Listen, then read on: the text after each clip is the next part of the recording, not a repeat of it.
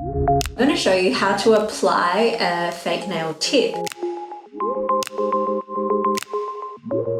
Remember not to place the tip too far down the nail. You only want to cover around 2 mil of your natural nail. When you are sizing it up, press it on your nail, make sure there's no overhang on either side. So the first thing you're going to do is use your primer.